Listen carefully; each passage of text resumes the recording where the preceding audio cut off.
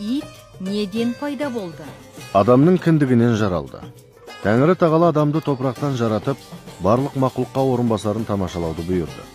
Періштелер жиналып адамды айналып қарап көрді. Сол кезде ібіліс лып етіп адамның мұрнынан кіріп, оның бүкіл дене мүшесін, ағзасын, қан тамырын аралап қайта шықты. Адамның қарнын ұрып көріп еді, бос балшықтан даңғырлаған дыбыс шықты. Ібіліс, іші даңғырлаған қуыс екен, мақтаған жақсы көреді, мұның түбіне осы мақтан сүйгіштігі жетеді деп, қарнына түкіріп жіберді. Жаббархақ Жебірейілге бұйырып, ана залымның түкірігі тиген жерді қыршып алып таста деді. Жебірейіл адамның қарнынан бір шөкім топырақты ойып алды. Ойылған жері кіндік болып қалыпты. Құдай тағала сол бір шөкім топырақты илеп, одан итті жаратты. Итке үш түрлі мінез дарыды. Бірі шайтани, бірі адами, бірі періштенікі. Шайтани мінез ібілістің түкірігінен пайда болыпты.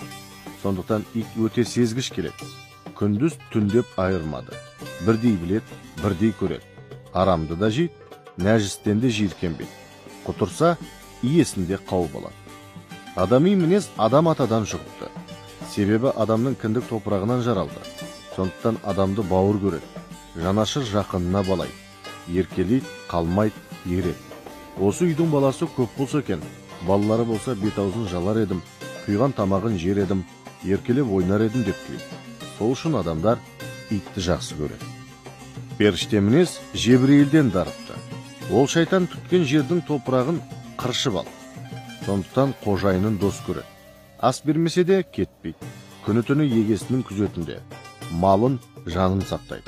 Қандай қорлық тартса да арамды ойламайды. Неше күн аш жүрсе де егесіне ренжімейді.